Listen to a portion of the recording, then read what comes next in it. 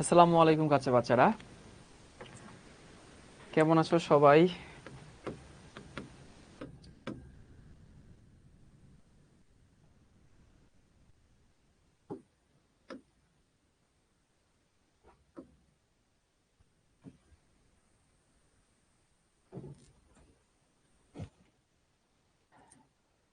হ্যাঁ, আমি আছি, আলহামদুলিল্লাহ ভালো আছি। তো আমি আজকে আর পুরাতন পড়া রিভিশন করছি না, তো তোমাদেরকে একটু সংক্ষেপে বলে দিই যে আচ্ছা, খাদিজাতুল নামে একজন আমাকে জিজ্ঞেস করছে, ভাইয়া আপনার কাছে বেস্ট ফ্রেন্ডের সংজ্ঞা কি?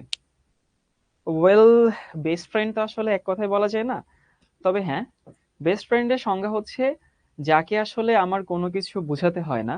ধরো, আমি তাকে 3 দিন যে কথা বললাম না তার সাথে, তো সেটা আমাকে বোঝানো দরকার নেই যে হ্যাঁ, আমি এই কারণে তোর সঙ্গে 3 দিন কথা বলি নাই। অথবা সে আমার কাছে কোনো কিছু চাইলো, ধরো টাকা ধার চাইলো, অথবা আমার কোনো একটা জিনিস চাইলো, তো তাকে আমার এটা যেন বোঝাতে না হয় যে তোকে আমি এই কারণে দিতে পারবো না।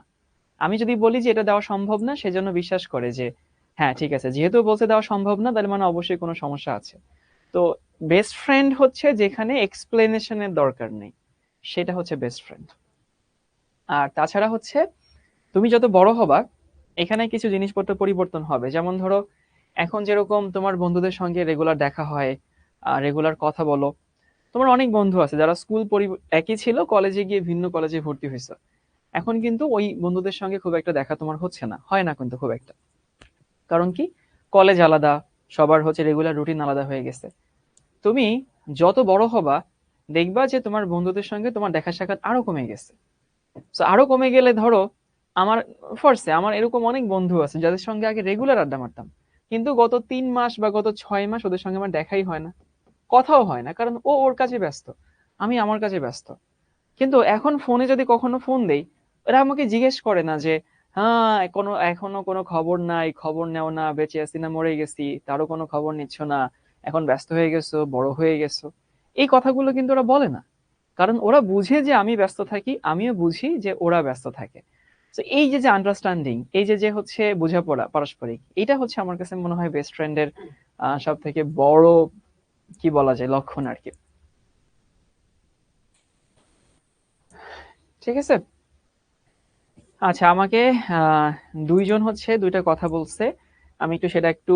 আর শোনো, তোমাদের গত ক্লাসের যে হোমওয়ার্কটা ছিল, সেই হোমওয়ার্কটা হচ্ছে তোমাদেরকে রাফা হচ্ছে দেখবা তোমাদের যে গ্রুপ আছে, ফেসবুক যে গ্রুপটা আছে, সেইখানে রাফা তোমাদেরকে হচ্ছে সলভ করে দিচ্ছে। গত ক্লাসে যে আমি হোমওয়ার্ক গুলো দিছিলাম, সেগুলো সলভ করে দিয়ে দিছে রাফা, একটু দেখে নিও। আর দুইজনে 2-3টা প্রশ্ন করছে। একটা জিজ্ঞেস করছে যে ভাইয়া জিম্যান প্রভাব কি, আর একটা জিজ্ঞেস করছে ভাইয়া স্টার্ক প্রভাব কি। তো আমি সংক্ষেপে 5 মিনিটের একটু বলে দিচ্ছি। একটু সবাই এটা যাওয়ার আগে একটু লিখে নাও, জিম্যান প্রভাব আর স্টার্ক প্রভাব।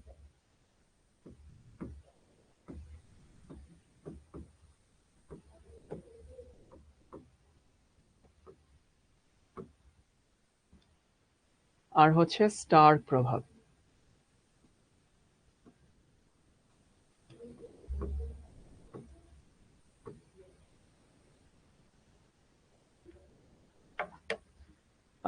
এবার এখানে একটা কথা বলে দিই, দেখো, একটা চ্যাপ্টারের একটা অংশ আমাদের শেষ হয়ে গেছে। তো কথা হচ্ছে, তুমি তোমার পড়াটা না পড়ো, তুমি যদি নিজের পড়াটা না পড়ো, তাহলে দিন শেষে কিন্তু শাওন ভাই তোমাকে যতই পড়াক না কেন, তোমাকে সব টিচাররা পড়াইলেও দিন শেষে লাভ নাই। এই জন্য আমরা সবসময় বলি যে ওইসব স্টুডেন্টরা আসলে দিন শেষে ভালো করে যারা নিজের পড়াটা নিজে পড়ে। আমরা আসলে আমাদের এখানে তোমাদের পড়াই দিই, মানে ক্লাস ইম্পর্টেন্ট, ক্লাস আসলে ইম্পর্টেন্ট, কিন্তু পুরোপুরি 100% ক্লাসের উপর ডিপেন্ডেন্ট থাকলে হবে না। ক্লাসে তুমি কোনো একটা টপিক না বুঝতেই পারো, বিশ্বাস করো এখানে দোষের কিছু নাই। এটা তোমারও দোষের কিছু নাই, এটা টিচারকেও দোষ দেওয়ার মতো কিছু নাই যে এই স্যারের পড়া আমি বুঝি নাই। অথবা ক্লাসে কোনো একটা জিনিস ভাইয়া হয়তো ভুলে যেতেই পারেন, একটা জিনিস স্কিপ হয়ে যেতেই পারে, সেইখানেও তোমার কোনো দোষ নাই, ভাইয়েরও কোনো দোষ নাই। এটা হতে পারে, মানে মানুষ মাত্রই তো এরকম দু একটা ভুল টুল হয়। কিন্তু তোমাদের কাজ হচ্ছে, যদি এরকম কিছু হয়ে থাকে, শুধু কেমিস্ট্রির কথা বলছি না, ফিজিক্স হোক, বায়োলজি হোক, ম্যাথ হোক, যদি এরকম কোনো কিছু হয়ে থাকে, তাহলে ওইটা নিজের দায়িত্বে একটু পড়ে নিবা। আর তাছাড়া ক্লাসে কিন্তু তোমাকে এটা কখনোই মনে করবা না যে তোমাকে আসলে 100% এখানে ক্লাসে আমরা সবকিছু করে দিব। আমরা ক্লাসে তোমাকে এতটুকু শেখাই দেই যেন তুমি বাসায় ঠিকমতো বই পড়তে পারো। এটা হচ্ছে আমরা ক্লাসে তোমাদেরকে শেখাই দিই। তো তোমাদের কাজ হচ্ছে বাসায় নিজে পড়াশোনা করা। কে কে বই পড়ছো অলরেডি বলো তো? চ্যাপ্টারের হচ্ছে দ্রাব্যতার আগ পর্যন্ত কে কে বই পড়ছো? রাফিয়া সুলতানা কোন গ্রুপে দেওয়া আছে? তোমাদের জন্য ডেডিকেটেড একটা ফেসবুক গ্রুপ আছে, সেই গ্রুপে দেওয়া আছে গত ক্লাসের হোমওয়ার্ক গুলা। আচ্ছা, আমি পড়ছি। গুড। তোমরা অনেকে কি করছো জানো? তোমরা অনেকেই হচ্ছে শুধু আমার ক্লাসটা পড়ছো, কিন্তু বই পড়ছো না। পরে কিন্তু তোমরা ঝরা খেয়ে যাবা। আচ্ছা, একটু বুঝে দিই, দেখো জিমেন প্রভাব আর স্টার্ক প্রভাব কি জিনিস। একটা মজার জিনিস দেখাও, মজার। তোমাদেরকে এটা কি আমি পড়াইছিলাম না যখন তোমাদেরকে বোর মডেল পড়াইছিলাম? বোর মডেলের সীমাবদ্ধতা যখন পড়াইছে, তখন এইটা পড়ানোর কথা যতদূর আমার মনে আছে। কিন্তু এতগুলো ক্লাস নেই, এতগুলো ক্লাসের ক্লাস নেওয়া হয়, মনে থাকে না যে কি পড়াইছে আর কি পড়ায়নি। আচ্ছা, না পড়ালে আমরা এখানে পড়াচ্ছি। ধরো আমরা বোর মডেলে কি শিখছিলাম? একটা ইলেকট্রন যখন উপর থেকে নিচের দিকে নামে, তখন সে একটা রেখা তৈরি করে, মনে আছে? তুমি Lyman series, Balmer series, প্যারশিয়ান series এরকম দাগগুলো দেখাচ্ছিলাম, এগুলো সব বর্ণালীর রেখা, তাই না? তো কথা হচ্ছে যখন উপর থেকে নিচের দিকে নামে, তখন এখানে একটা করে এরকম রেখা তৈরি হয়। আসলে কি সেখানে একটা রেখা তৈরি হয়? আলো কি এরকম একটা রেখার মতো? এটা শক্তি বিকিরিত হয়। শক্তি তো আমরা জানি কোয়ান্টাম বা গুচ্ছ আকারে বিকিরিত হয়। তো ওখানে আসলে যেহেতু আলো গুচ্ছ আকারে বিকিরিত হয়, আলো অনেকগুলো কোয়ান্টার সমষ্টি। তো কথা হচ্ছে ওখানে কখনোই আসলে একটা রেখা তৈরি হয় না। কিন্তু তোমার কাছে দেখে মনে হয় একটা রেখা কেন? ধরো এই যে আমি একটা টান দিলাম, দুইটা, তিনটা, চারটা, পাঁচটা, ছয়টা, সাতটা, আটটা, নয়টা, 10টা, 11টা, 12, 13, 14, 15, 16, 17, 18, 19, 20। দেখছো আমি 20টা দাগ দিছি 20টা, বাট তোমার কাছে কি 20টা মনে হচ্ছে না একটা মনে হচ্ছে? দেখো তো, এটুকু যদি মুছে দেই, তোমার কাছে কিন্তু একটা লাইনই মনে হচ্ছে। কিন্তু কি হয়, এখানে 20টা লাইন ছিল। ফ্যাক্ট হচ্ছে 20টা লাইন খুব কাছাকাছি ছিল। তো অনেকগুলো লাইন যদি এরকম কাছাকাছি থাকে, তখন সেখানে একটা লাইন মনে হয়। তো আমাদের ওই যে বর্ণালীতে যে রেখাগুলো আমরা দেখি, সেখানে আসলে একটা রেখা থাকে না, সেখানে অনেকগুলো রেখা থাকে। অনেকগুলো রেখা এত কাছাকাছি থাকে যেন সেগুলোকে আমাদের একটা রেখা মনে হয়। এইটা, সো এটা হতেছে বোর বলে যেতে পারেন নাই যে হইতেছে ঠিক আছে ওখানে একাধিক রেখা পাওয়া যায়। পরে জিম্যান একটা পরীক্ষা করলো কি, উনি যখন কোন একটা পরমাণুতে এরকম বর্ণালী তৈরি হয়, তখন উনি সেখানে একটা ম্যাগনেটিক ফিল্ড দিল, চৌম্বক ক্ষেত্র দিল, বুঝছো? FIELD। পরমাণুতে একটা ম্যাগনেটিক ফিল্ড দিয়েছে, মানে ওই যে কালকে তোমাদেরকে যখন এমআরআই পড়াচ্ছিলাম তখন বলছিলাম না যে সেখানে একটা ম্যাগনেটিক ফিল্ড দেওয়া হয়। একটা ম্যাগনেটিক ফিল্ডের মধ্যে কোনো পরমাণু রাখলে দেখা যায় ওই যে সেখানে যে একাধিক রেখা আছে, সেই একাধিক রেখা বোঝা যায় ম্যাগনেটিক ফিল্ডের প্রভাবে। ওই রেখাগুলো ভাগ হয়ে যায়। কেন ভাগ হয়ে যায় সেটা এখন জানার মতো বয়স তোমাদের হয় নাই। তাহলে ম্যাগনেটিক ফিল্ডের কারণে বর্ণালীর একটি রেখা বর্ণালীর একটি রেখা একাধিক রেখায় বিভক্ত হওয়া, একাধিক রেখায় বিভক্ত হওয়া, এই ঘটনাকে বলা হয় হইতেছে জিম্যান ইফেক্ট।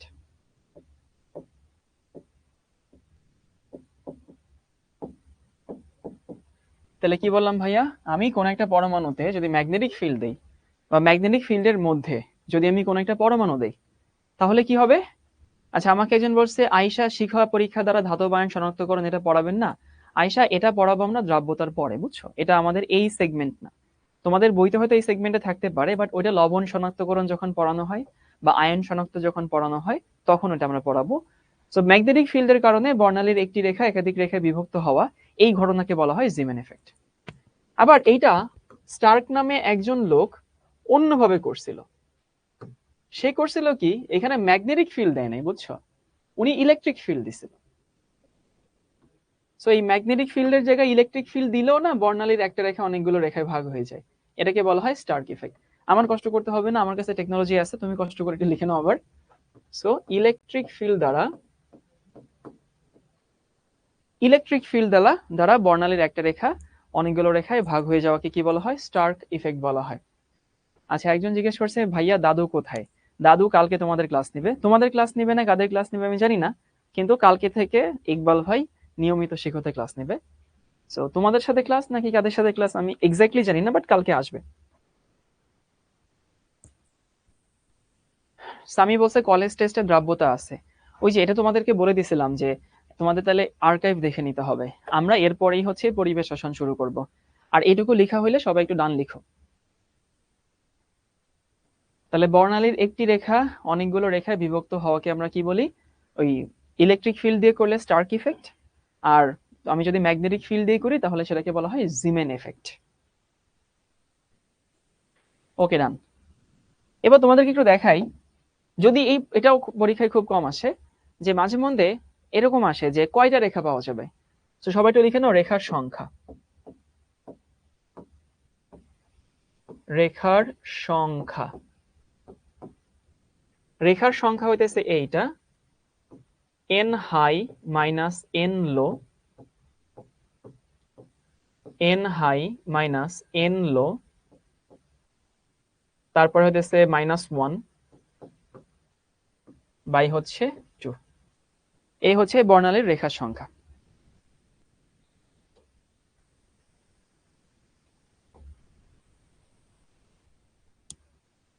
তাহলে কি হইলো n হাই মাইনাস n লো। তুমি চাইলে যদি এইটা তোমার কাছে কঠিন মনে হয়, ধরো এই সংজ্ঞাটা তোমার কাছে কঠিন মনে হচ্ছে, আমি তোমাকে সহজ করে বলে দিচ্ছি। হাই লো তো বুঝো, হাই মানে কত তোমার শক্তি স্তর থেকে আসছে, লো মানে কোথায় আসছে। তো n হাই মাইনাস n লো মানে কি, এটা ডেল্টা n না? ইন্টু দেখো n হাই মাইনাস n লো, এখানে কি -1 না +1 আমি ঠিক মনে নাই, এখানে কেউ কি বলতে পারবা যে বইটাতে -1 নাকি +1 আছে? আমি ভুলে গেছি, এই মেমোরি ব্লক হয়ে গেছে। মাইনাস নাকি প্লাস? আচ্ছা সম্ভবত প্লাস হবে। আর এখানে হইতেছে ডেল্টা n +1 বাই হচ্ছে 2, +1 হবে। Thank you. আচ্ছা ঠিক আছে প্লাস। তাহলে কি হইলো, আমি তোমাদেরকে বুঝাচ্ছি যে ধরো কোনো একটা ক্ষেত্রে ইলেকট্রন উপর থেকে নিচের দিকে নামলো।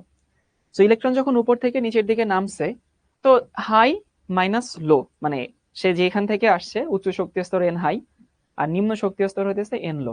যেমন ধরো তোমাকে যদি বলা হয় যে কোনো একটা পরমাণুর ক্ষেত্রে, ধরো যে আমি যদি একটু উপরে পাঠাই, ষষ্ঠ শক্তি স্তর থেকে একটা ইলেকট্রন ধরো প্রথম শক্তি স্তরে আসলো, এরকম একটা ঘটনা তোমাকে দেওয়া আছে। তাহলে আমি ষষ্ঠ শক্তি স্তর থেকে প্রথম শক্তি স্তরে যখন একটা ইলেকট্রন আসে, তখন কতগুলো রেখা পাওয়া যাবে যদি বের করতে চাই। দেখো 6 এবং 1 এদের মধ্যে পার্থক্য কত? 5।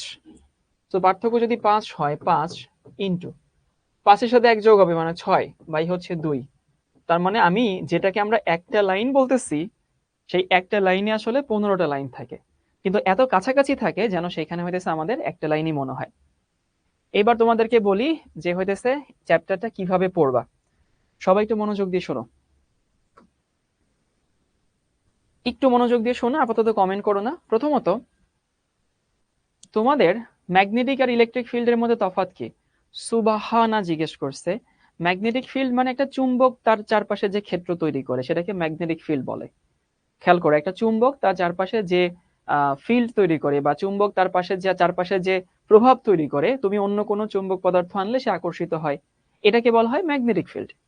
আর ইলেকট্রিক ফিল্ড বলতে বোঝায় একটা চার্জড পার্টিকেল বা একটা চার্জিত কণা, ও তার চারপাশে হচ্ছে একটা প্রভাব বিস্তার করে, সেখানে অন্য চার্জ আনলে সে প্রভাবিত হয় আর কি, সেটাকে বলা হয় ইলেকট্রিক ফিল্ড।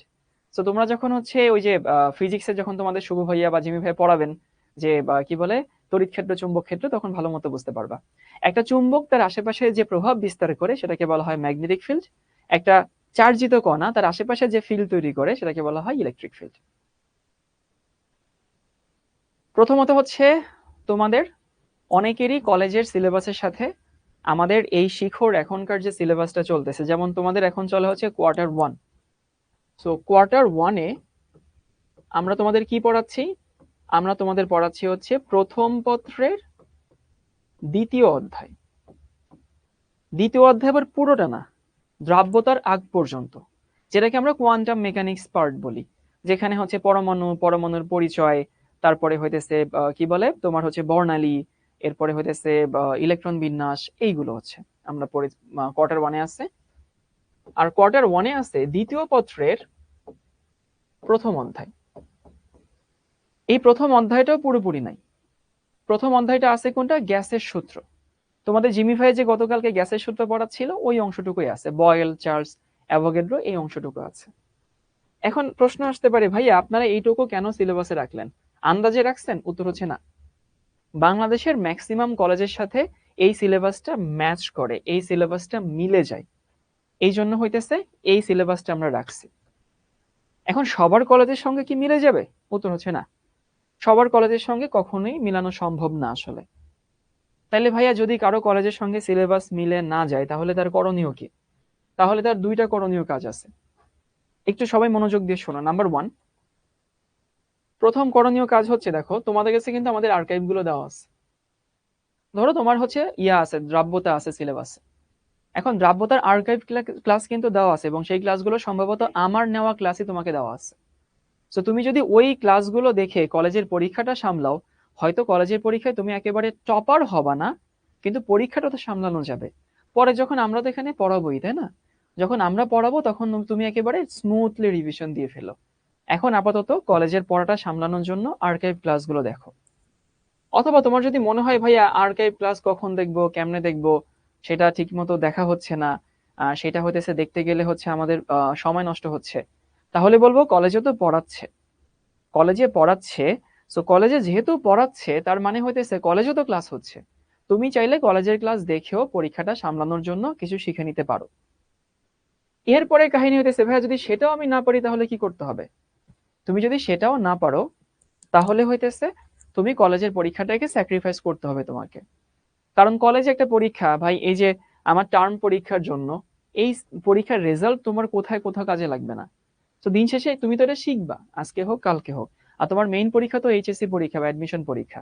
তো তোমার যদি মনে হয় যে ভাই ঠিক আছে আমি কলেজের পরীক্ষাটাকে স্যাক্রিফাইস করছি, তাইলে তুমি কলেজের পরীক্ষাটাকে স্যাক্রিফাইস করে তুমি আমাদের যে রেগুলার পড়াটা সেভাবে পড়ে যাও, ওইটা তুমি পরবর্তীতে শিখে নিতে পারো।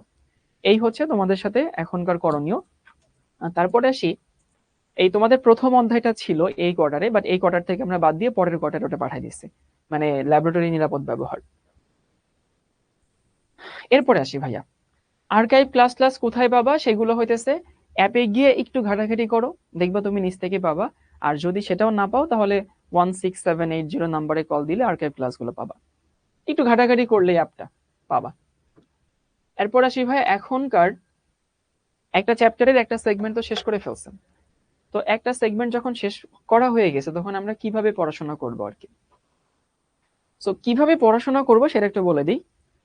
প্রথমত তোমাদের অনেকেরই হইতেছে ক্লাসগুলো রেগুলার করছো, আমি জানি এখানে ক্লাসগুলো রেগুলার অনেকেই করছো। সো যারা ক্লাস করছো এবং ক্লাসের সাথে হচ্ছে বই পড়ছো, সো ক্লাস তো করবাই, তারপরে বই অনেকেই পড়ে ফেলছো।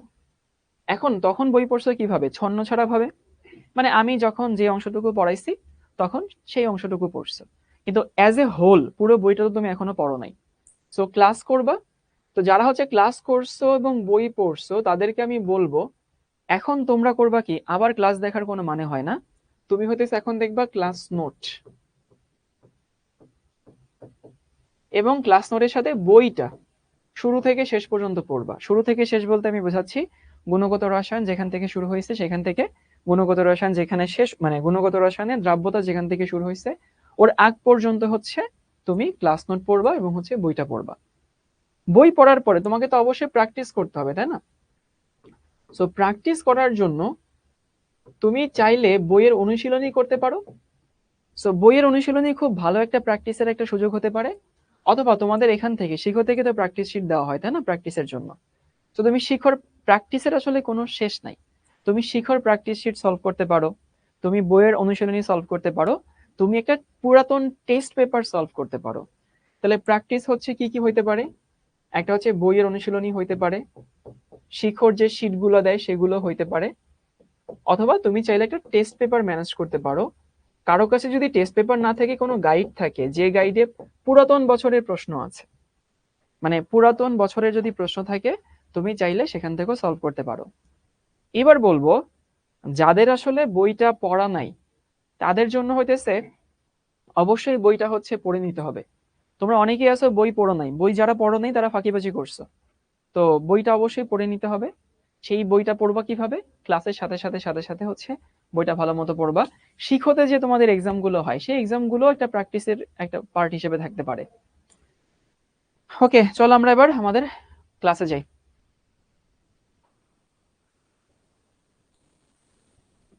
প্রশ্ন হচ্ছে লাল রশ্মির তরঙ্গ দৈর্ঘ্য, আর এমসিকিউ ক্লাসে প্রশ্ন তুলতে হবে না ভাই, আমাকে ইয়া দিয়েন তো ক্যালকুলেটর। লাল রশ্মির তরঙ্গ দৈর্ঘ্য 700 অ্যাংস্ট্রম যদি হয় তাহলে তরঙ্গ সংখ্যা কত? তরঙ্গ দৈর্ঘ্য দেওয়া আছে 7000 অ্যাংস্ট্রম, এটার উচ্চারণ হইতেছে অ্যাংস্ট্রম। এ তরঙ্গ সংখ্যা, এই কাঁচা বাচ্চারা তরঙ্গ সংখ্যা মানে কি বোঝায়? তরঙ্গ সংখ্যা বলতে নিউ বার বোঝায়। তোমাদের কি মনে আছে যে নিউ বার মানে কি? নিউ বার মানে হইতেছে 1/λ। এটা আসছিল সিলেট বোর্ড 17-তে। তো কাহিনী হইতেছে এইখানে আবার একক নিয়ে অনেক কাহিনী করা আছে। তো আমি যদি হইতেছে একক নিয়ে কাহিনী যদি করতে বলি সেখানে অনেক টাইপের আনসার হইতে পারে। যেহেতু একটা আছে হইতেছে অ্যাংস্ট্রম, আগে দেখি এটার সাথে মিলে কিনা।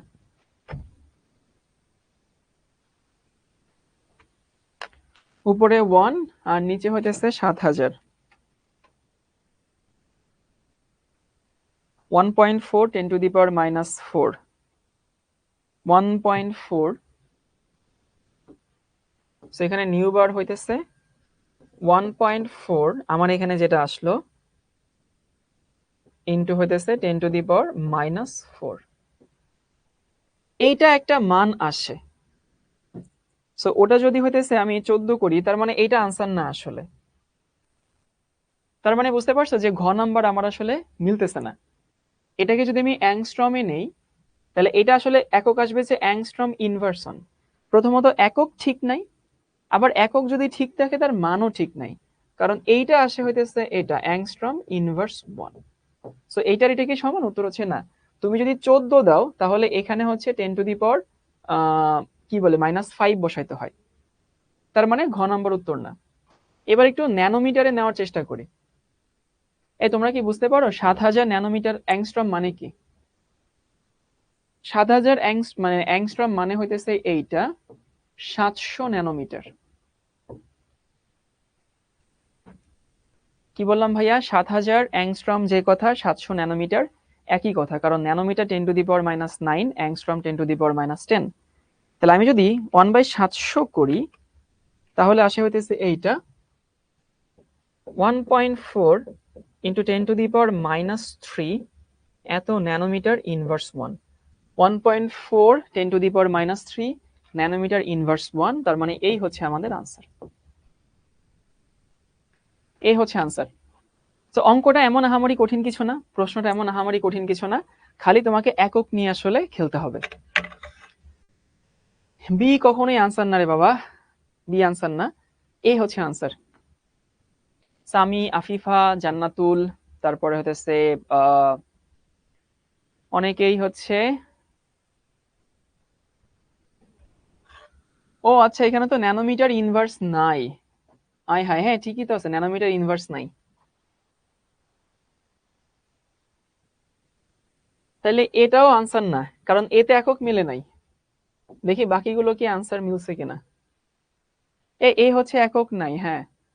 এবার যদি সেন্টিমিটার নেই, সেন্টিমিটার তুমি যদি নাও তাহলে হইতেছে এখানে 7000, এই আনসার না, 7000।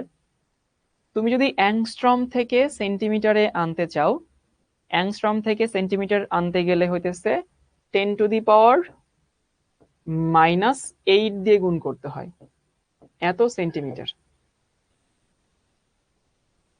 আমি যদি এটা করি 7000 ইন্টু 10 টু দি পাওয়ার -8, তাহলে থাকে হইতেছে এইটা 1 পয়েন্ট বা 14.285 into 123 10 to the power 3 centimetre inverse 1। হ্যাঁ, বি নাম্বার মিলছে, উত্তর হচ্ছে বি।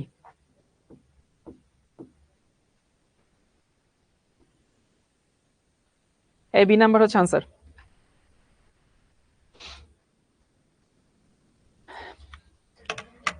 এ নাম্বার আনসার না, এ নাম্বার হচ্ছে মান মিলে, বুঝছো?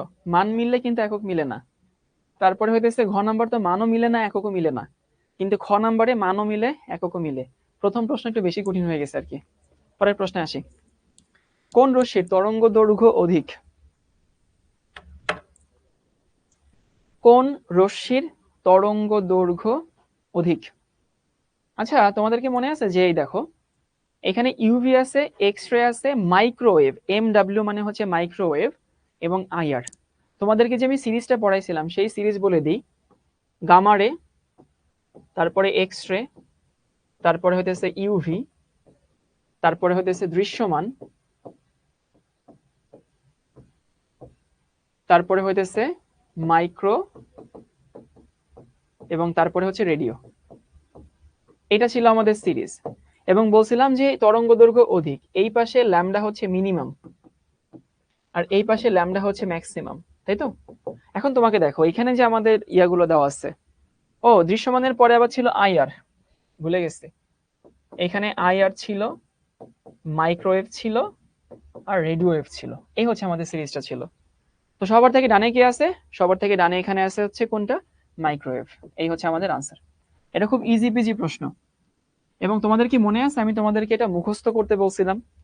মুখস্থ মানে হইতেছে যে কে কার বামে আছে, কে কার ডানে আছে, সেই জিনিসটা হচ্ছে মুখস্থ করো।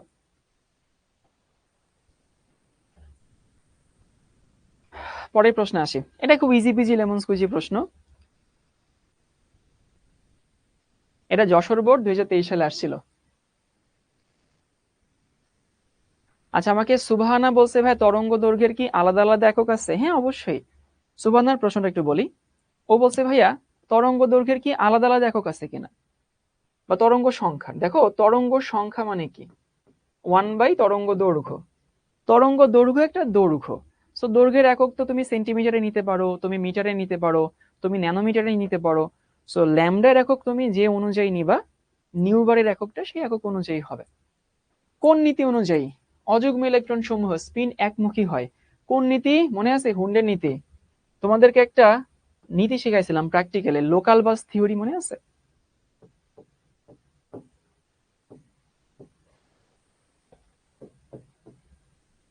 এই মনে পড়ে কাঁচা বাচ্চারা? যে লোকাল বাসে সবাই একজন একজন একজন একজন করে বসে। নুসরাত বলছে MCQ1 আমি ক্যালকুলেটরের সমাধান করতে পারতেছি না। নুসরাত প্রথমটা ছেড়ে দাও, তুমি যদি এখনো আসলে প্রথমটা নিয়ে পড়ে থাকো তাহলে এখন আমি যেগুলো সলভ করাচ্ছি সেগুলো তুমি মাথায় ঢোকাইতে পারবা না। সো এটা হচ্ছে তোমাদের আরেকটা সমস্যা, তোমরা প্যানিক করো। আমরা এখন 3 নাম্বার MCQ তে আসি, তুমি প্রথমটা ক্যালকুলেটরে সলভ করতে পারছো না, এখনো তুমি ওইখানে হচ্ছে পড়ে আছো, এটা তোমার জন্য ক্ষতিকর। ইসরাত জাহান বলছে অযুগ্ম ইলেকট্রন মানে কি? ইসরাত তুমি নিজে চিন্তা করো তো, অযুগ্ম মানে কি? অযুগ্ম মানে হতেছে বিজোড়, মানে বিজোড় বিজোড় ইলেকট্রন থাকে আর কি।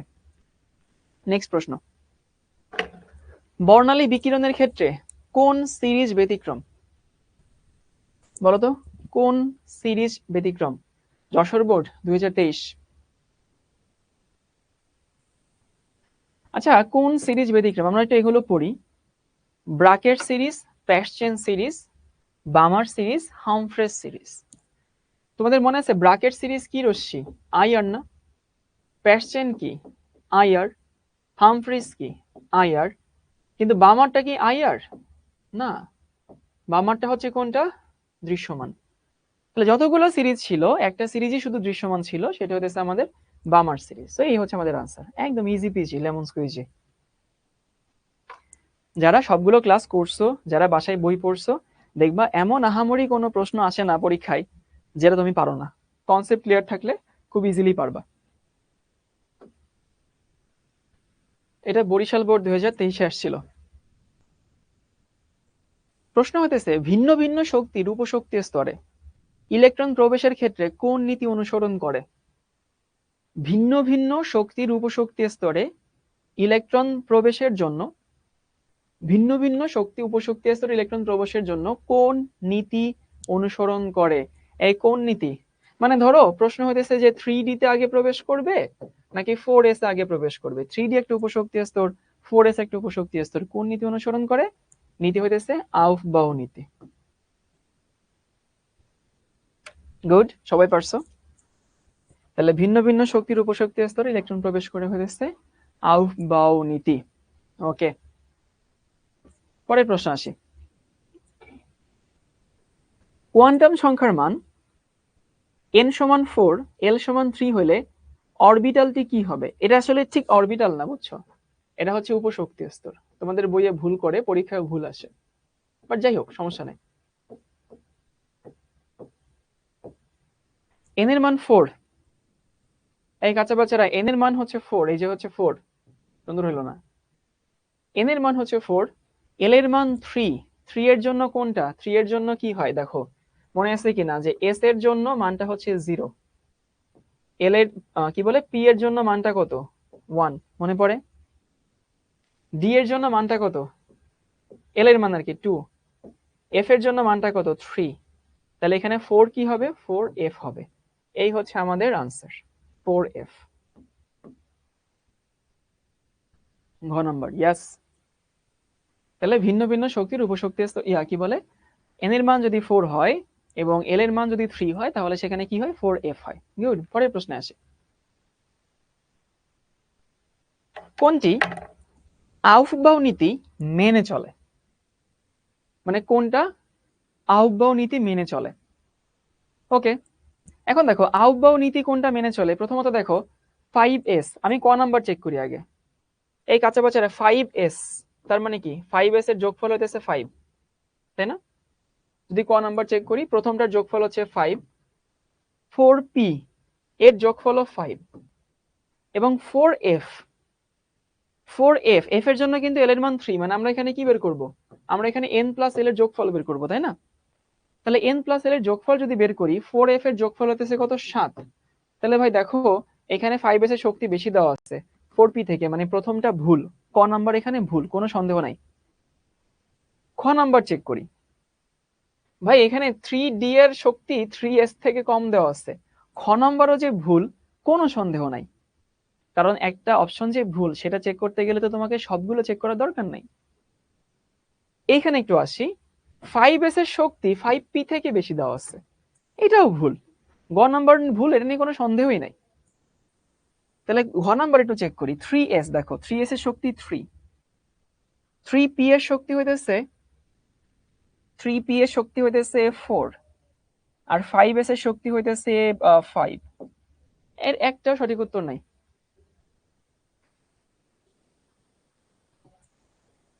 একটা সঠিক উত্তর নাই তো।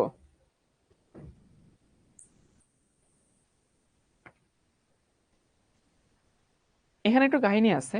কাহিনী হইতেছে, এই সাইনটাকে যদি হইতেছে আমরা greater than less than sign হিসাবে চিন্তা না করে, যেহেতু আমি greater than less than sign চিন্তা করে কোনো উত্তর পাইলাম না, কিন্তু যদি এরকম হয়, ধরো আমি এটাকে এরকম সাইন হিসেবে চিন্তা করি যে ইলেকট্রন আগে 1s এ প্রবেশ করে, ধরো তারপরে 2s এ প্রবেশ করে, তারপরে 2p তে প্রবেশ করে, আমি এরকম সাইন হিসেবে যদি চিন্তা করি, তাহলে এরকম সাইন হিসেবে চিন্তা করে নিলে তাইলে দেখে কোনটা হয় আর কি, বুঝছো? 3s এ প্রবেশ করবে আগে, তারপর 3p তে প্রবেশ করে, তারপরে 5s এ প্রবেশ করে, মানে এটা ঠিক আছে, দেখে অন্য কিছু ঠিক পাওয়া যায় কিনা। 5s এ আগে প্রবেশ করবে না 4p তে আগে প্রবেশ করবে, 4p এর যোগফল 5, সো আমি এই নাম্বারটা ঠিক বলতে পারি। দেখি এখানে ঠিক আছে কিনা। 5 এবং 0 যোগ করলে থাকে হচ্ছে 0, 4 এবং 2 যোগ করলে থাকে হতেছে কত? 4 এবং 2 যোগ করলে থাকে 6, 5 এবং p যোগ করলে থাকে 6, তাহলে এখানে 5, এইখানে 6, এইখানে আবার হইতেছে 6, কিন্তু n এর মান এখানে কম। এই প্রশ্ন ঠিক নেই, এই প্রশ্নটা বাদ, ভুল প্রশ্ন, সম্ভবত টাইপ করাতে ভুল হয়েছে। গ্রেটার দেন লেস দেন কখনো এগুলো মিন করে না। নর্মালি শক্তি উপশক্তি স্তরের শক্তি হইতেছে বড় ছোট হয়, শেষটা হয়তো আনসার হতে পারে, বাদ দিয়ে এটা আমরা। এবার দেখো এটা একটু সলভ করি।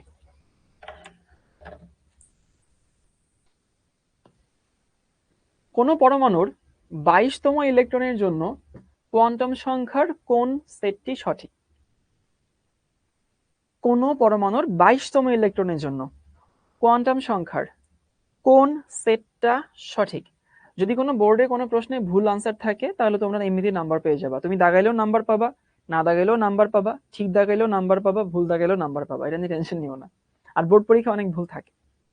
আচ্ছা 22তম দেখো, 1s2, 2s2, 2p6, 3s2, 3p6, এই হয়েছে 18। তারপরে হতেছে 4s2, এই হলো 20। তারপরে হচ্ছে 3d10, এই যে এইটার মধ্যে আমাদের 22তম ইলেকট্রন আছে। এটা মোটামুটি বুঝে গেছি। 22তম ইলেকট্রন 3d এর মধ্যে আছে। 3d এর মধ্যে যদি হয় তাহলে এইটা আনসার না, এটা আনসার না। কেন আনসার না? কারণ দেখো ভাই, এখানে n এর মান 4 দেওয়া আছে, এখানে n এর মান 4 দেওয়া আছে। সো n এর মান যদি 4 দেওয়া থাকে, এখানে তো n এর মান 3, সো নিচে দুইটা আনসার না। এবার দেখো 3d, এই d মানে কত? d মানে হইতেছে এখানে n এর মান হচ্ছে 3, l এর মান কত? এখানে 2। তাহলে ভাই আমার আর চেক করা লাগবে না, এই হচ্ছে আনসার। বুঝতে পারছো কেন চেক করা লাগবে না? কারণ ভাই আমি অলরেডি আনসার পেয়ে গেছি। n এর মান হচ্ছে 3 হবে, l এর মান 2 হবে, সো ওই হচ্ছে আমার আনসার। সবসময় পুরোটা বের না করলেও হয়, এই যে আমি অপশন খুঁজে বের করছি। 9 নম্বর প্রশ্ন, ক্রোমিয়াম পরমাণুতে অযুগ্ম ইলেকট্রনের সংখ্যা কত? তখন কে জানি জিজ্ঞেস করছিলা যে ভাইয়া অযুগ্ম ইলেকট্রন মানে কি? অযুগ্ম ইলেকট্রন মানে হইতেছে যেখানে ইলেকট্রন বিজোড় অবস্থায় থাকে। তো ক্রোমিয়ামের ক্ষেত্রে ইলেকট্রন বিন্যাস কি ছিল? ক্রোমিয়াম 1s2, বা এভাবে লিখি, মানে আর্গন মানে 18, এই পর্যন্ত তো কোনো অযুগ্ম ইলেকট্রন নাই, সবই জোড়। তারপরে হচ্ছে 4s1, 3d হচ্ছে 5, এরকম ছিল না?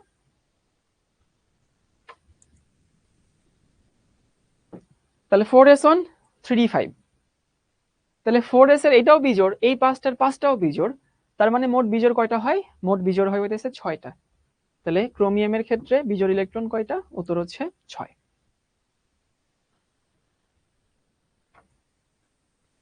মনে আছে ক্রোমিয়ামের ইলেকট্রন বিন্যাস একটুখানি বিজোড়, মানে একটুখানি অন্যরকম ছিল।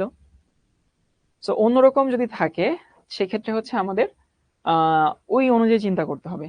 আচ্ছা, আগের প্রশ্ন নিয়ে অনেকে একটু কনফিউজড হয়েছে যে ভাইয়া এস এর মান তো এখানে -12 দেওয়া। কথা হচ্ছে দেখো, তোমাদেরকে বলছিলাম যে আমার কাছে ধরো একটা অরবিটাল আছে, এই একটা বক্স দিলাম, সেই বক্সে 2টা ইলেকট্রন থাকে। সো 2টা ইলেকট্রনের ক্ষেত্রে প্রথম ইলেকট্রনের জন্য আমরা +12 দিই, প্রথম ইলেকট্রনের জন্য +12 দিই, পরের ইলেকট্রনের জন্য আমরা -12 দিই, বুঝছো? কিন্তু তুমি যদি প্রথমটার জন্য -12 দাও আর পরেরটার জন্য যদি +12 দাও, এটা না মহাভারত অশুদ্ধ না, বুঝছো? তো সেক্ষেত্রে দেখো, আমি তো এইটা ছাড়া তো আর কোনো বেস্ট আনসার খুঁজে পাচ্ছি না। সো এইটাই হচ্ছে আমার বেস্ট আনসার। টেকনিক্যালি এম এর মান এবং হইতেছে এল এর মান, এই দুইটা ম্যাটার করে না। আমরা যেগুলো নেই সেগুলো হচ্ছে প্রচলিত নিয়ম অনুযায়ী নেই, বুঝছো? সো প্রচলিত নিয়ম অনুযায়ী নেওয়ার সময় ইউজুয়ালি হইতেছে এম এর মানের ক্ষেত্রে সংখ্যা রেখা অনুযায়ী নেই, আর এস এর মানের জন্য প্রথম ইলেকট্রনের জন্য +12 নেই। কিন্তু কেউ যদি -12 দেয় তারে ভুল বলা যায় না, বুঝছো? তো এই জন্য আমাদের খ নাম্বারটা সঠিক। ওকে, এবার পরেতে আসি। ক্রোমিয়ামের বড় মানের অযুগ্ম ইলেকট্রন কয়টা? দেখো ডি এর একটা হচ্ছে অযুগ্ম, এই যে একটা হচ্ছে অযুগ্ম এস এর, এই হচ্ছে আমাদের 4s, আর এই হচ্ছে আমাদের 3d।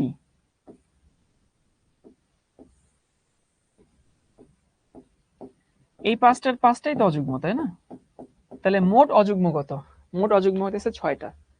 6টা যদি হয় তাহলে দেখো যোগ করো, এখানে 1, এখানকার 5, তাহলে মোট অযুগ্ম ইলেকট্রনের সংখ্যা হতেছে কয়টা? 6টা।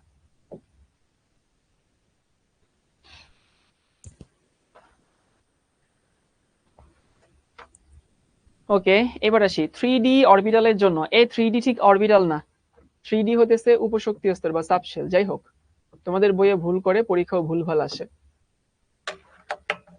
3d সাবশেলের জন্য m এর মানের কোন সেটটি সঠিক? আচ্ছা, ডি 3d বুঝলাম, এই হচ্ছে 3d। সো 3d, ডি এর জন্য এল এর মান কত ভাইয়া বলো তো? এখানে n সমান হচ্ছে 3, এল সমান কত? 2 না? কারণ আমরা জানি ডি এর জন্য এল এর মান 2 হয়, এস এর জন্য 0, 1 এর জন্য p, ডি এর জন্য 2। সো ডি এর জন্য যদি 2 হয় তাহলে এই গ নাম্বার ছাড়া তার কোনো সেট সঠিক না, তাই না? কারণ আমরা জানি কি m সমান হইতেছে -l থেকে শুরু করে 0 সহ +l পর্যন্ত। তাহলে যে -2, -1, 0, +1, +2, সো আমাদের আনসার হচ্ছে কোনটা? C answer. এটা খুব ইজি পিজি লেমন স্কুইজি প্রশ্ন। পরের প্রশ্ন আসি। কোনো পরমাণুর একটি ইলেকট্রনের জন্য নিচের কোন কোয়ান্টাম সংখ্যার সেটটি সঠিক? কোনো পরমাণুর একটি ইলেকট্রনের জন্য কোন কোয়ান্টাম সংখ্যার সেটটা সঠিক? সো একটু দেখি, এই প্রথমটা কি সঠিক? প্রথমটা সঠিক না। কেন সঠিক না? এই যে এইখানে ঝামেলা আছে, দেখো এটা কিন্তু হয় না। 1 এর জন্য তুমি m এর মান -2 কোনোদিন পাবা না। দ্বিতীয়টা কি সঠিক? n এর মান 1 এর জন্য না, দ্বিতীয়টা সঠিক না, এটা হয় না। n এর মান 1 এর জন্য l এর মান কখনো 1 হয় না, কারণ আমরা কি শিখছি n-1 থেকে শুরু করে 0 পর্যন্ত। গ নাম্বার কি সঠিক? n এর মান 2 এর জন্য l এর মান 1 পসিবল, 1 এর জন্য 0 পসিবল। সো এইটা সঠিক মনে হচ্ছে। 4 নাম্বারটাই কোথায় কাহিনী, যে এইখানটাতে কাহিনী, এটা তো হয় না। হ্যাঁ, সি হচ্ছে আনসার। প্রশ্নগুলো খুব মজার প্রশ্ন, যদি তোমার কনসেপ্ট ক্লিয়ার থাকে, তুমি যদি পড়ে থাকো বাসায়, তাহলে খুব মজা লাগবে সলভ করতে। এরপরের প্রশ্ন আসি। কপারের 19তম ইলেকট্রনটি কোন অরবিটালে প্রবেশ করে? এখানে অরবিটাল হবে না, উপশক্তি স্তর হবে আর কি। এই কপারের ইলেকট্রন বিন্যাস কি ছিল? আর্গন, এই পর্যন্ত কি 18, তারপরে 4s1, আর তারপরে হচ্ছে 3d হচ্ছে 10, এরকম ছিল না? তাহলে 18 এই হচ্ছে 19, তাহলে 19তম ইলেকট্রনটা প্রবেশ করে কোথায়? 4s। যাদের ইলেকট্রন বিন্যাসটা একটু উল্টা করে লেখা অভ্যাস, মানে 9-10 এ হয়তো তোমাকে অনেক স্যার শেখাইছে 3d কে আগে লিখবা, কারণ এখানে 3s 3p তারপরে 3d লিখলে তোমরা হয়তো সহজেই বুঝতা। কিন্তু এখন বিশেষ করে ইলেকট্রন বিন্যাস যখন তুমি করবা এবং তোমাকে এততম তততম ইলেকট্রন নিয়ে কাজ করতে বলবে, অবশ্যই এই যে আউটবাউন্ড নীতি অনুযায়ী লিখবা। যেহেতু 4s আগে প্রবেশ করে, সেহেতু হচ্ছে 4s টাকে আমরা আগে লিখবো।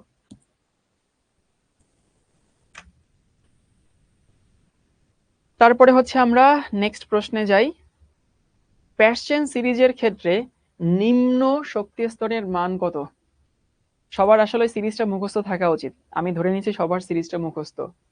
Lyman series, Balmer series, Paschen series, Lyman, Balmer, Paschen, Brackett, Pfund এবং হামফ্রিস।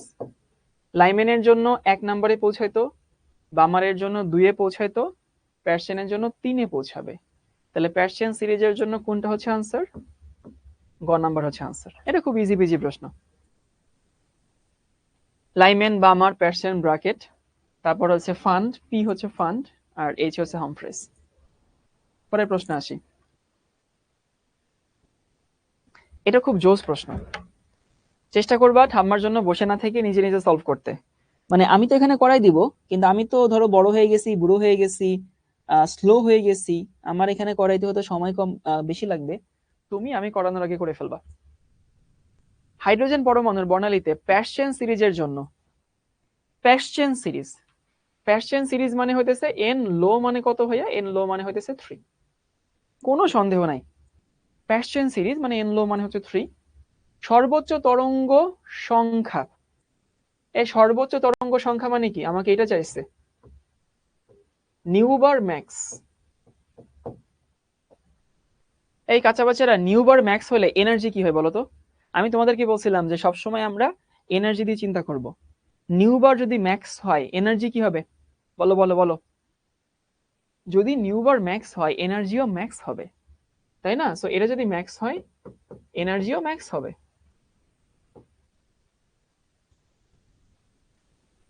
এনার্জি মিনিমাম যারা বলতেছো, যারা আন্দাজে বলতেছো, ভাই ল্যামডা ম্যাক্স হলে এনার্জি মিনিমাম।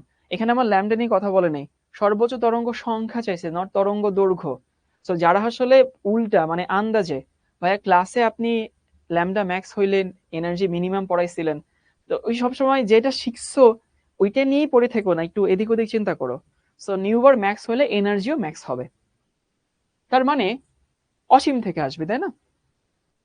সো অসীম থেকে যদি আসে, তাহলে আলটিমেটলি কি দাঁড়ায়? আলটিমেটলি দাঁড়ায় হইতেছে এইটা, নিউবার ম্যাক্স সমান RH ইন্টু 1/3 তার স্কোয়ার মাইনাস 1/ইনফাইনাইট তার স্কোয়ার।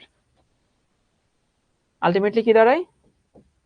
RH ইন্টু, দেখো 1/ইনফাইনাইট মানে তো 0, আলটিমেটলি এখানে কি থাকে 9, তাহলে RH/9 এই হচ্ছে আমাদের আনসার।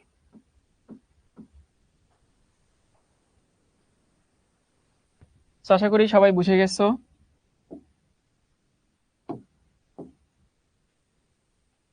অসীম থেকে আসবে আর কি। পরের প্রশ্ন আসি। এই টাইপের প্রশ্ন আসে ঢাকা ইউনিভার্সিটিতে, যেখানে ক্যালকুলেটর নাই, কারণ এগুলো করতে ক্যালকুলেটর লাগে না। পরের প্রশ্ন আসি। ইলেকট্রনের কোন স্থানান্তর বামার সিরিজের তৃতীয় রেখার উৎপত্তি হবে?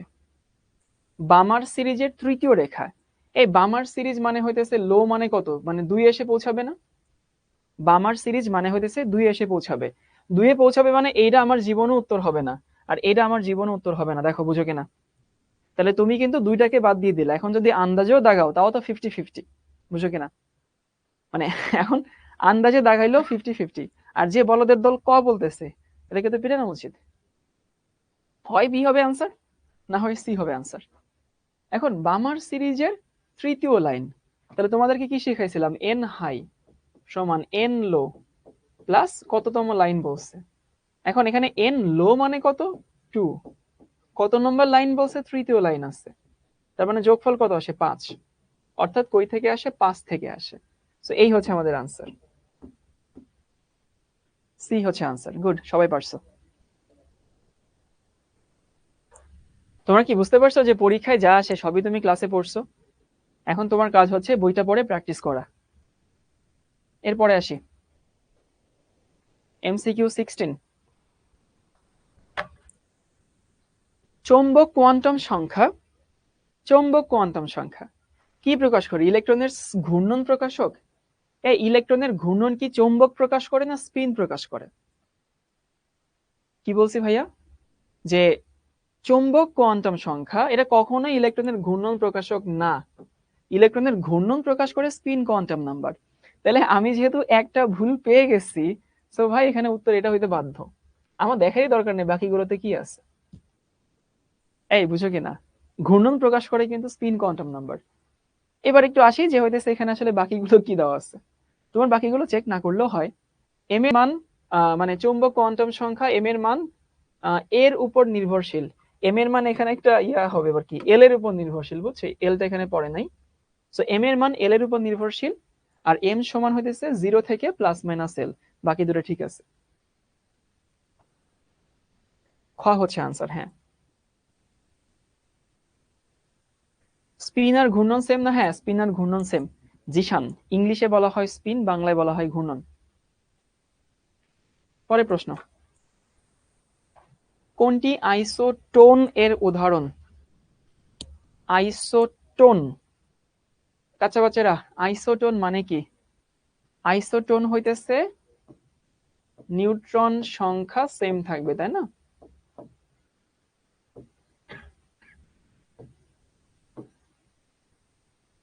এই বলো কোথায় নিউট্রন সংখ্যা সেম?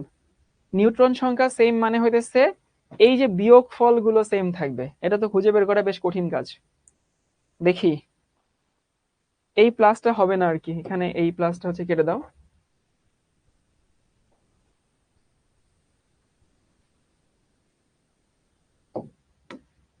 প্রথমটা যদি চেক করি, 10-40 মানে পার্থক্য 30 থাকে। 19-40 এই জীবনও এটা আইসোটোন না। আইসোটোন মানে হইতেছে বিয়োগ ফলটা সেম থাকবে। সো ক নাম্বার আনসার না। খ নাম্বার হইতেছে 10-36, 10-36 তাহলে থাকে হচ্ছে 26। 17-37, না এই 17-37 মানে হইতেছে 20 থাকে, এটাও আনসার না। এটা হইতেছে 20-39 মানে 19, 20-40 মানে 20, এটাও আনসার না। এই কোনো আনসার নাই এখানে। হ্যাঁ, কোনো আনসার নাই, সো আমরা এখানে দেই নো আনসার।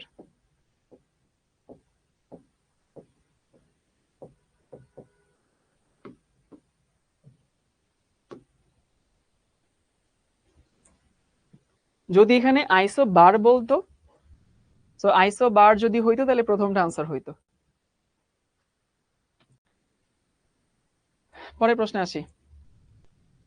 কোয়ান্টাম সংখ্যা বাড়লে কি ঘটে? কোয়ান্টাম সংখ্যা মানে হইতেছে, প্রশ্নটা একটু চেঞ্জ করে নাও, লিখে নাও প্রধান কোয়ান্টাম সংখ্যা বাড়লে। প্রধান কোয়ান্টাম সংখ্যা বাড়লে কি ঘটে, মানে তুমি যদি n এর মানটা বাড়াও তাহলে কি ঘটে? পরমাণুর আকার কমে? এই পরমাণুর আকার কমে? জীবনেও পরমাণুর আকার কমে না।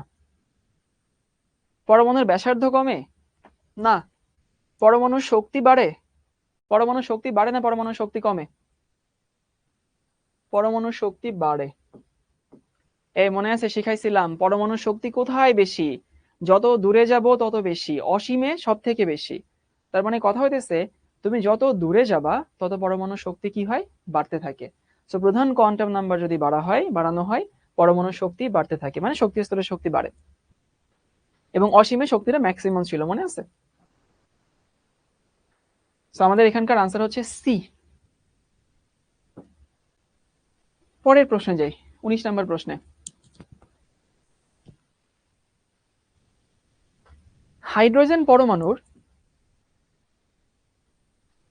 কেন্দ্রমুখী বল কমে।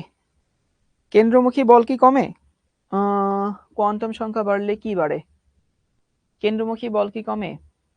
কেন্দ্রমুখী বল যত হচ্ছে জোরে ঘুরবে, না কেন্দ্রমুখী বল কমে না। আচ্ছা, হাইড্রোজেন পরমাণুর বর্ণালীতে প্যারসেন সিরিজ সৃষ্টি হয় কিসের জন্য? প্যারসেন সিরিজ সৃষ্টি হয় হইতেছে লাইমেনে, মনে আছে ইউভি হয়। বামারে কি হয়? বামারে হইতেছে দৃশ্যমান হয়। তারপরে হইতেছে প্যারসেনে কি হয়? প্যারসেনে আইআর হয়। আইআর মানে হইতেছে এটা অবলোহিত, অবলোহিত রশ্মি তৈরি হয়। সি হচ্ছে আনসার। তোমাদেরকে এটা মুখস্থ করাইছিলাম।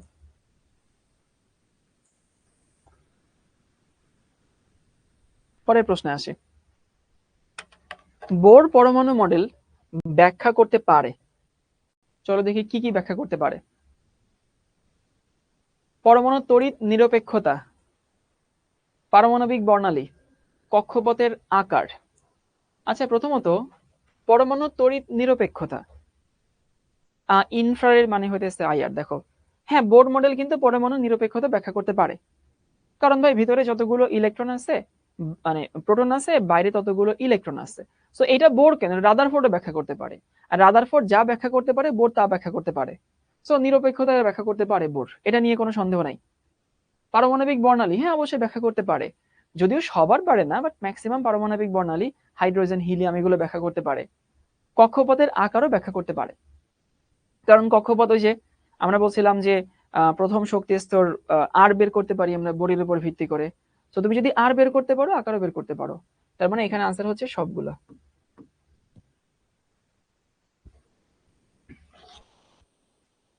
নেক্সট প্রশ্নে যাই। এমআরআই কি জিনিস? এমআরআই এটার ফুল ফর্ম কি ছিল? দেখো মনে আছে কিনা, গত ক্লাসে পড়ছিলাম, ম্যাগনেটিক রেজোনেন্স, আইটা হচ্ছে ইমেজিং। এখন এটার বাংলা দেওয়া আছে আর কি, বুঝছো? Magnetic resonance imaging. চৌম্বকীয় অবহেলিত রশ্মি, না, রেজোনেন্সের বাংলা হচ্ছে অনুরণন, বুঝছো? চৌম্বকীয় অনুরণন প্রতিচ্ছবিকরণ মানে হচ্ছে ওটার বাংলা করছে, 2 নাম্বারই উত্তর। ভাই কি অদ্ভুত বাংলা শোনায়। নিউক্লিয়ার চৌম্বকীয় অনুরণন, না। চৌম্বকীয় রেডিও প্রতিচ্ছবিকরণ, না। তো উত্তর হচ্ছে কি, বি নাম্বার। ম্যাগনেটিক চৌম্বকীয় রেজোনেন্স অনুরণন ইমেজিং মানে প্রতিচ্ছবিকরণ। সো বি হচ্ছে আনসার। খুবই হাস্যকর না? মানে তুমি যদি ইংলিশের বাংলা করো অদ্ভুত শোনায়, চৌম্বকীয় অনুরণন প্রতিচ্ছবিকরণ। এরপর থেকে হসপিটালে গেলে যদি এমআরআই করতে বলে ডাক্তারকে, এখন ধরো তুমি ওই টেকনিশিয়ান তোমাকে জিজ্ঞেস করলো, বা হচ্ছে তুমি ওই এমআরআই ফ্লোরে গেলা, গিয়ে যে অ্যাটেন্ডেন্ট থাকে আর কি, ওদেরকে বললা যে আমি চুম্বকীয় অনুরণন প্রতিচ্ছবিকরণ করব, আমার কোন সিরিয়ালে দাঁড়াইতে হবে একটু বলেন তো, দেখবা তোমার পিটাবে ওই অ্যাটেন্ডেন্ট যে থাকবে আর কি। এরপরে আসি, আমাকে বলছে অবহেলিত রশ্মির অন্তর্গত সিরিজগুলো হলো। এই অবহেলিত রশ্মির অন্তর্গত সিরিজটা কি? দেখো, লাইমেন জীবনও অবহেলিত না, লাইমেন ইউভি। লাইমান হচ্ছে ইউভি, ব্র্যাকেট আর প্যাসচেন। ব্র্যাকেট হইতেছে অবলোহিত রশ্মি, প্যাসচেনও অবলোহিত রশ্মি। তার মানে আমাদের এই 3 বাদে বাকি দুইটা হচ্ছে আনসার, 1 এবং 2। এই হচ্ছে আমাদের আনসার, ইজি পিজি।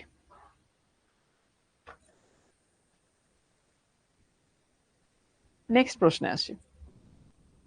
মৌলের যে কোনো উপশক্তি স্তরে ইলেকট্রন ধারণ ক্ষমতা নির্ণয়ের সূত্র কোনটি? উপশক্তি স্তরে ইলেকট্রন ধারণ ক্ষমতা নির্ণয়ের সূত্র কোনটি? উপশক্তি স্তর মানে কি বুঝতে পারছো? এল নিয়ে ডিল করতে হবে, এল নিয়ে। তুমি অনেকেই এখানে 2n² দিবা, যারা যারা 2n² দিবা তারা কিন্তু 3 বার নাউজুবিল্লাহ পড়বা। আবারও বলতেছি, আমাদের তো এই ফর্মুলা দেখে মুখস্থ সারা জীবন থেকে, সো আমরা অনেকেই ওই 2n² দেখে অভ্যস্ত, কিন্তু আমাকে কিন্তু উপশক্তি স্তর বলছে। সো উপশক্তি স্তরে ইলেকট্রন ধারণ ক্ষমতা কি মনে আছে? 2 × 12 + 1, ক্লাসে সবাইকে শিখাইছিলাম। তাহলে 2 × 12 + 1 মানে হচ্ছে সি আনসার। মৌলের যে কোনো উপশক্তি স্তরে ইলেকট্রন ধারণ ক্ষমতা নির্ণয়ের সূত্র হতেছে 2 × 12 + 1। যারা এ আনসার চিন্তাও করছো তারা 3 বার নাউজুবিল্লাহ পড়ো মনে মনে। এই আনসার না, এই আনসার হইতো যদি শক্তি স্তরে বের করতে বলতো, বুঝছো? এরপরে আসি পি অরবিটালের জন্য। এটা পি অরবিটাল না, এখানে পি উপশক্তি স্তর হবে, ভুল ভুল লিখছে ওরা। এল এর মান কি 1? হ্যাঁ, এল এর মান 1। এই ঠিক আছে তো, পি এর জন্য এল এর মান হচ্ছে 1। এম এর মান হচ্ছে কি? এম এর মান হইতেছে -1, 0, +1, সবই ঠিক আছে। অরবিটাল সংখ্যা কি 3টা না 2টা? এখানে অরবিটাল সংখ্যা দেওয়া আছে 2টা, কিন্তু আমরা জানি অরবিটাল 3টা। 3টা কি কি? px, py, pz, তাই না? সো px, py, pz মানে কি? এটা ভুল। সেটা যদি ভুল হয় তাহলে এটা হচ্ছে আমাদের আনসার, ক নাম্বার।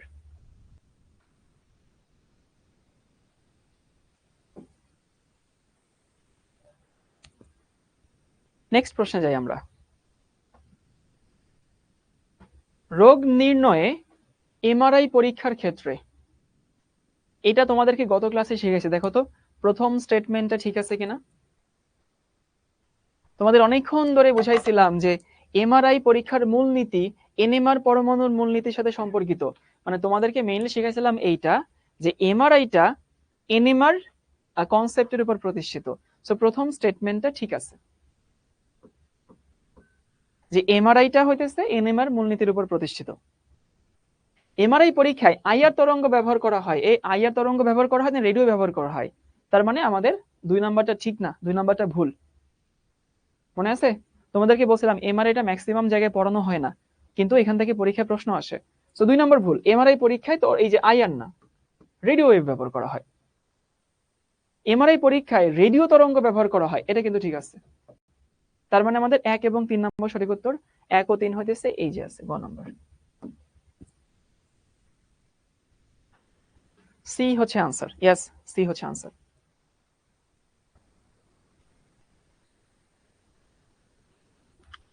কেউ একজন কমেন্ট করছে যে ভাইয়া ওই 2 × 12 + 1টা একটু বুঝাই দেন। ভাই তুমি ক্লাসটা একটু দেখো, কোয়ান্টাম নাম্বারের দেখলে তুমি বুঝতে পারবা যে 2 × 12 + 1 কই থেকে আসে। এখন তো আসলে আমরা সলভ করছি, এটা ক্লাসে আমি অনেকক্ষণ ধরে বুঝাইছিলাম। পরের প্রশ্ন আসি। এইটা যদি তোমরা না পারো ভাই, কোন মডেলকে সৌর মডেলের সঙ্গে তুলনা করা হয়? এটা 9, 10 এর স্টুডেন্টরাও পারবে। কোন মতবাদে সৌর মডেলের সঙ্গে তুলনা করা হয়? এই রাদারফোর্ডের পরমাণু মডেল, এটা আমি আর ব্যাখ্যা না করি, এটা 9, 10 এর স্টুডেন্টদেরও ছিল। ওকে, নেক্সট প্রশ্ন। পরমাণু তৃতীয় শক্তি স্তরের জন্য এম এর মান কয়টি? তৃতীয় শক্তি স্তরের জন্য এম এর মান কয়টি? এখানে তোমাদেরকে আমি স্মার্ট নিয়ম শিখাই দিই।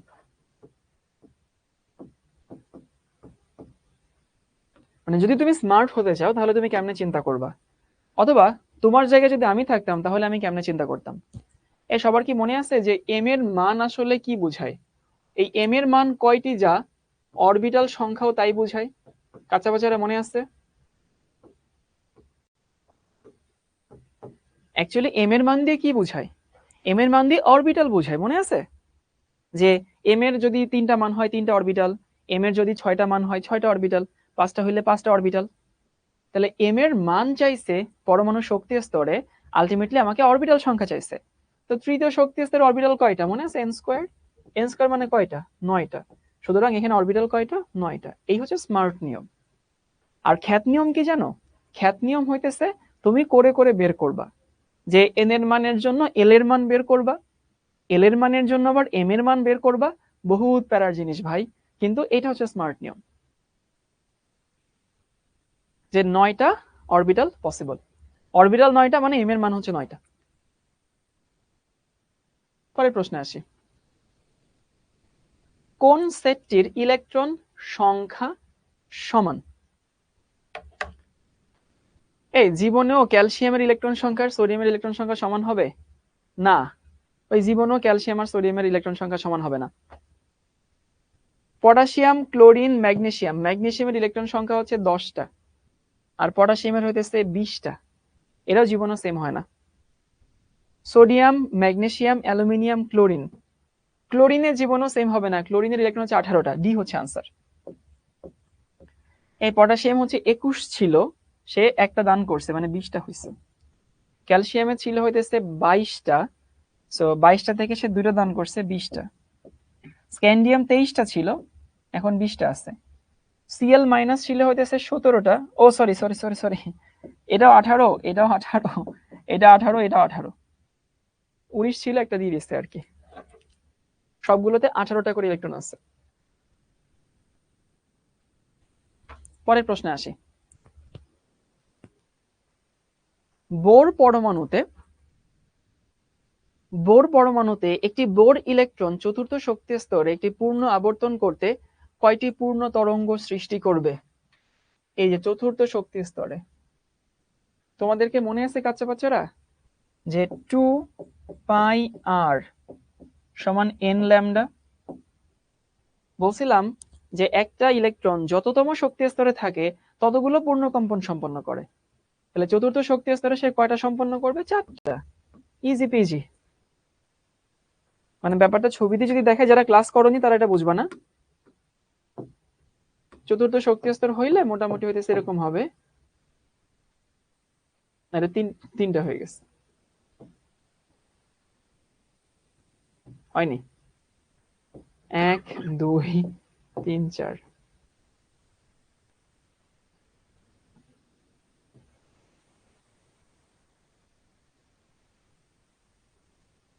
তিনটা হয়ে যায় কেন বারবার?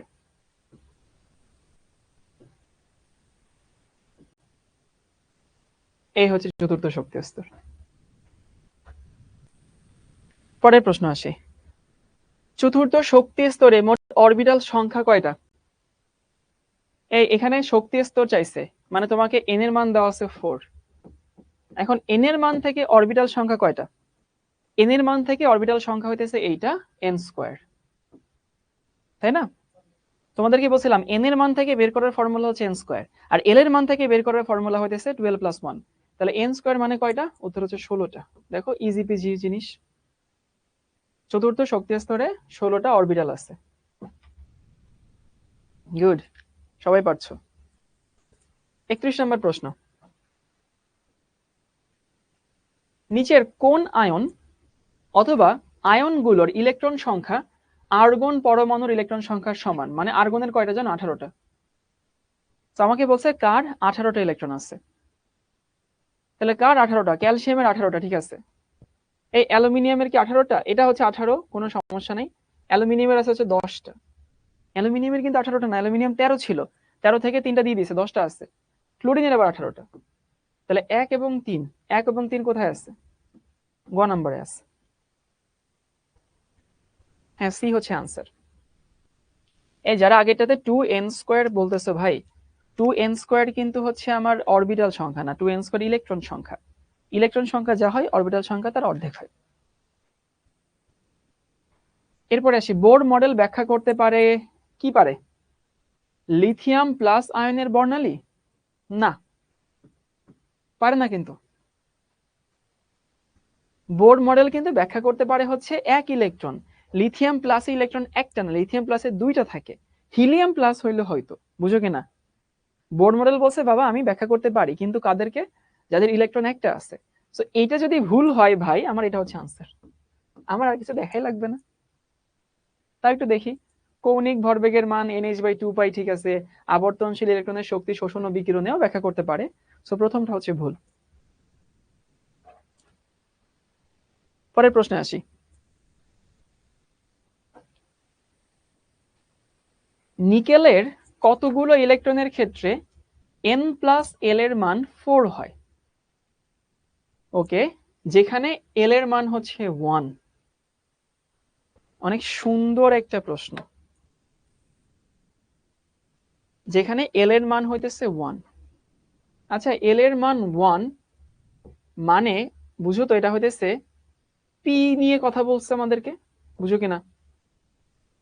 প্রশ্ন হচ্ছে নিকেলের কতগুলো ইলেকট্রনের জন্য, কতগুলো ইলেকট্রনের জন্য N+L এর যোগফল হচ্ছে 4 হয়, এবং যেখানে L এর মান দেওয়া আছে হচ্ছে 1। 1 মানে কি? P হইতে বাধ্য, P হইতে হবে, এবং যোগফল হইতে হবে হচ্ছে 4। এখন নিকেলে কি আছে? নিকেলে আছে হইতেছে এই হচ্ছে ইলেকট্রন বিন্যাস 1s2 2s2 2p6 3s2 3p6 4s2 3d হইতেছে নিকেল, নিকেল মানে হইতেছে 20, এখানে 8। এবার আমি তোমাদেরকে একটা একটা করে বুঝাই।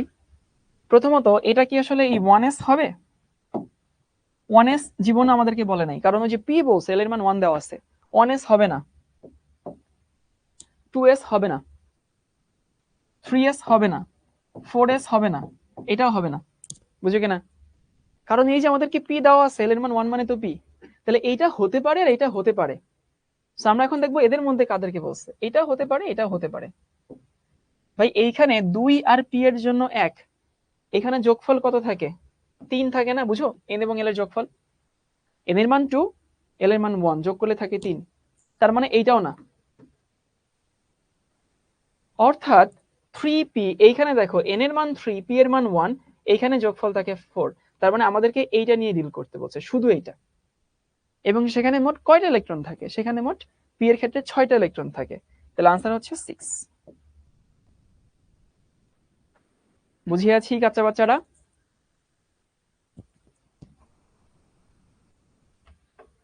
এটা খুব সুন্দর প্রশ্ন।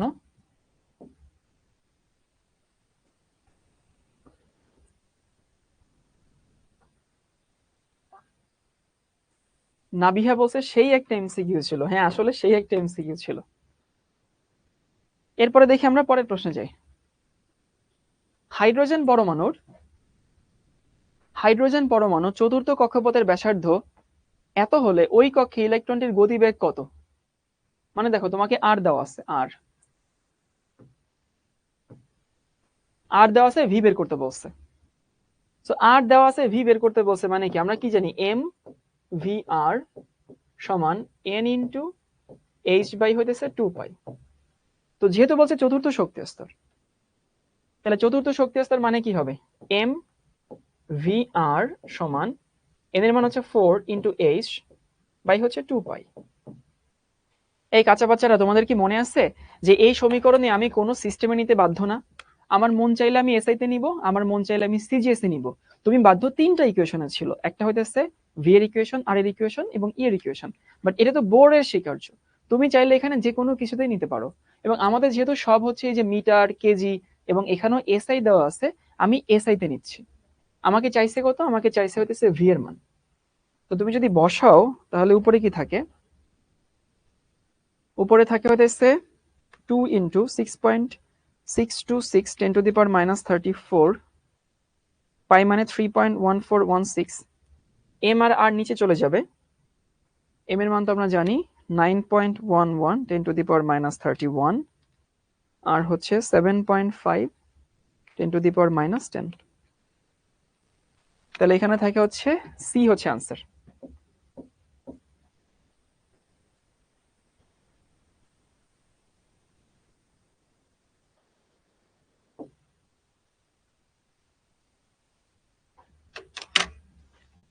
হ্যাঁ, অনেকে বের করে ফেলছো। আমরা পরের প্রশ্নে যাই। রাদারফোর্ড নিউক্লিয়াসের আবিষ্কার পরীক্ষায় 99% আলফা কণা স্বর্ণপথ ভেদ করে সোজা চলে যায় কেন? মানে ওনার রাদারফোর্ডের পরমাণু মডেলে কি হয়েছিল, 90% আলফা কণা সরাসরি চলে গেছিল কেন? পরমাণুর কেন্দ্রে ধনাত্মক চার্জযুক্ত বলে। দেখি পরেরটা কি লেখা আছে। আলফা কণার গতিবেগ গতিশক্তি বেশি বলে, এটা একটা কারণ হইতে পারে যে গতিশক্তি বেশি। আলফা কণার প্রতিফলিত হওয়ার ক্ষমতা কম না, পরমাণুর অধিকাংশ জায়গায় ফাঁকা। বি নাম্বারও ভালো আনসার, কিন্তু ভাই বি নাম্বার ভালো আনসার তখন যদি ডি না থাকতো, কিন্তু ভাই ডি নাম্বার তো বেস্ট আনসার। এ তোমরা কি ফিল করতে পারো যদি ডি অন্য আগডম বাগডম কিছু থাকতো, মানে ডি যদি অন্য কিছু থাকতো তাহলে বি হয়তো উত্তর বা খ হয়তো উত্তর। কিন্তু খ ভালো, বেশ ভালো প্রশ্ন, ভালো অপশন, কিন্তু ঘয়ের কাছে কিছু না। ঘটা হইতেছে এখানে সুন্দর আনসার। এরপরে আসি, কোন বর্ণের আলোর শক্তি বেশি? V, I, B, G, Y, O, R. বেনি আসহ কলা। সো বেনি আসহ কলার এই দিকে হইতেছে শক্তি বেশি, তাহলে বেগুনি আলোর শক্তি বেশি হবে সবচেয়ে, লাল আলোর শক্তি সব থেকে কম।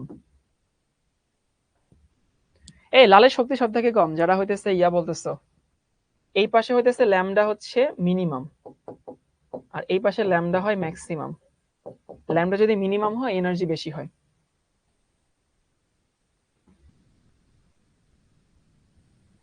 আইআর রশ্মি কি করে দেখো। আইআর দেহের তাপমাত্রা হ্রাস করে, ধমনীয় শিরা প্রশস্ত করে, রক্ত সঞ্চালন হ্রাস করে, এনজাইমের কার্যকারিতা হ্রাস করে।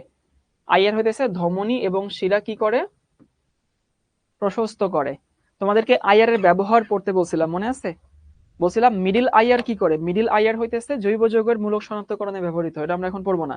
আমরা হচ্ছে নিয়ার আইআর এবং ফার আইআর। সো কোথাও যদি রক্ত ব্লকেড হয়ে যায় শিরা উপশিরা, সেখানে আইআর দিলে ওইটা হচ্ছে ব্লাড সার্কুলেশন বাড়ে। সো আইআর কি করে, ধমনী এবং শিরা প্রশস্ত করে, ব্লাড সার্কুলেশন বাড়ায় দেয়।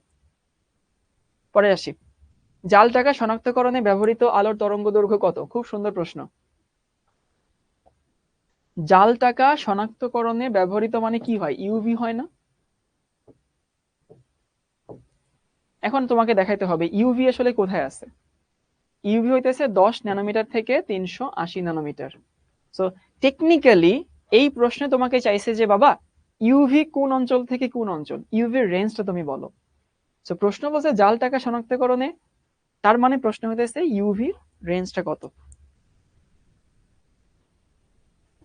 এরপরে আসি এমসিকিউ।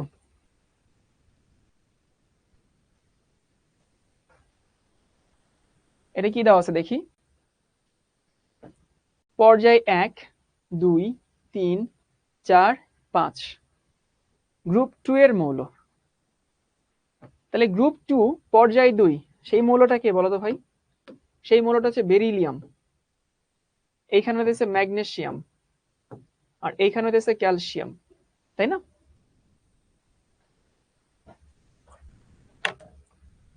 গ্রুপ হচ্ছে মানে পর্যায় 1 গ্রুপ 2 তে তো পর্যায় 1, এটা আসলে কি লম্বাটাকে এরকম সোজা করে দেখাইছে।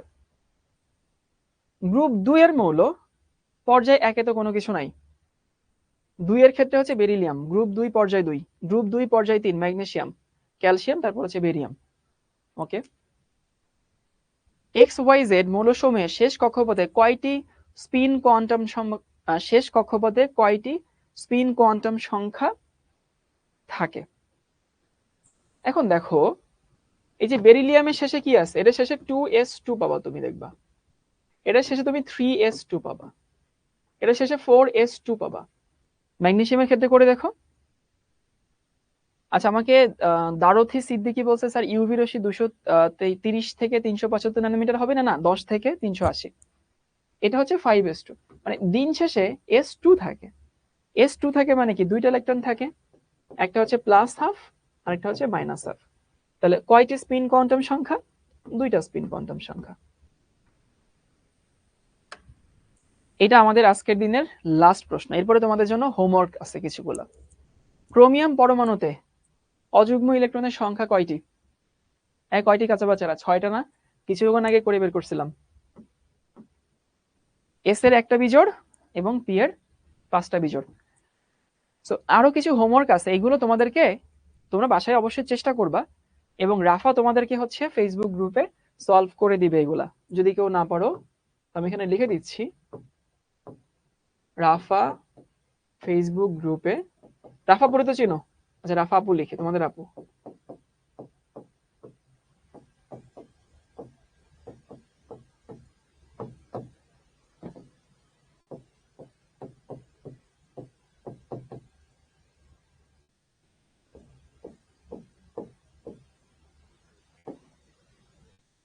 তোমাদের কি একটু কনফিডেন্স তৈরি হয়েছে যে হইতেছে ভাইয়া আমি চেষ্টা করলে পারবো? এই কনফিডেন্সটুকু তৈরি হয়েছে? আর এগুলো যা আছে ভাই, বিশ্বাস করো তোমার রাফা আপুর সমাধান লাগবে না, তুমি এমনিতে এগুলো পারবা। মানে কেউ যদি সিরিয়াসলি পড়াশোনা করে থাকে ও এমনিতে এগুলো পারবে। ইভেন এখানে যেটা আছে ও এমনিতেই পারে। তো এই যে কনফিডেন্সটুকু আসলে আমি চাচ্ছিলাম যেন তোমাদের কনফিডেন্সটুকু তৈরি হয়। এরপরে দেখবা তোমাদের যখন হইতেছে আমরা সিকিউ সলভ করাবো একটা, তারপরে যখন আরেকটা অ্যাডভান্স প্রবলেম সলভ মানে অ্যাডমিশন আসা প্রশ্ন সলভ করাবো, তখন দেখবা যে তোমার কাছে আরো সবকিছু ইজি মনে হয়েছে। ওকে, তো ঠিক আছে ভাইয়া, এই পর্যন্তই আজকে ক্লাসটা ছিল। আগামী ক্লাসে হচ্ছে তোমাদের 40টা এমসিকিউ সলভ করাইছি, বাকি 10টার মতো এমসিকিউ দেওয়া আছে বাসায়। এগুলো অবশ্যই ট্রাই করবা। তো ভালো থেকো সবাই।